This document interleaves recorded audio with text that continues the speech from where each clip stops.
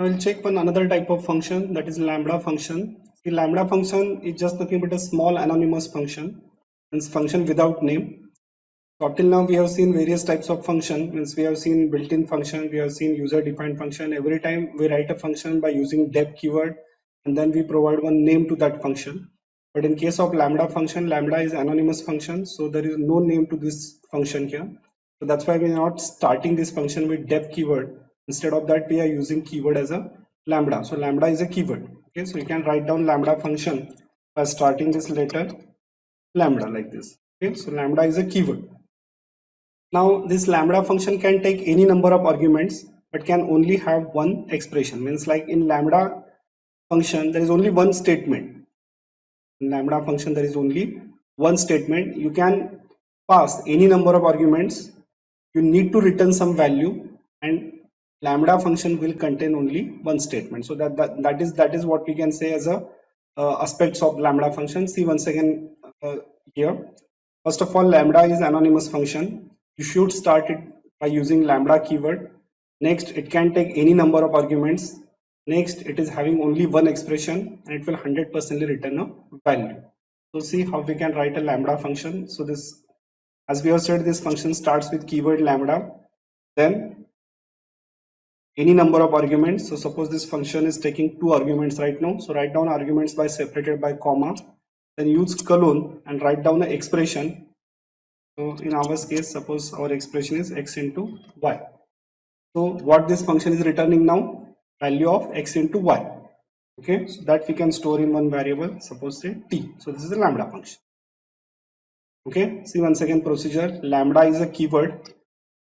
First write down this keyword lambda, then any number of arguments.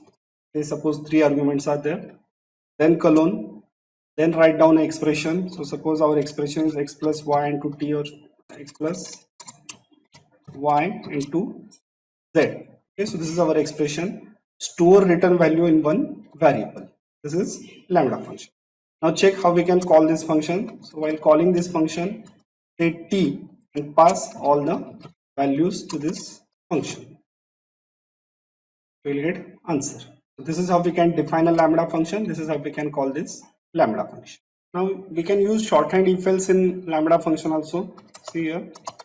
Here we are writing one lambda function which will check return number from this x and y. So here we are writing this shorthand if x is greater than y, then x, else y. So whichever number is larger from this x and y, that will be get stored in this t, and we can call this function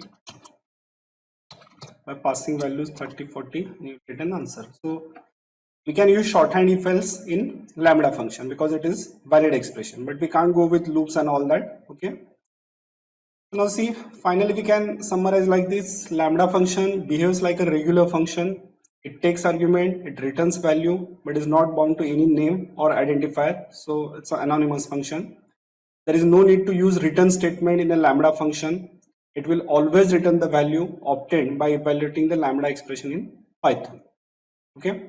So lambda function is a very useful entity. We'll see its uses in our later sessions in different scenarios. Okay, but one use we can say it can be sent as an argument to higher order function. Okay, so we'll see one small example regarding to this function arguments. See here, we are writing one simple function show which takes one parameter t, which is actually lambda function, and we are just calling this lambda function by passing 2 values. Okay, show is a function which takes one argument t. That t is just nothing but a lambda function, and by using that t we are calling this function by passing 2 parameters. Now see how we can define this show in different ways here.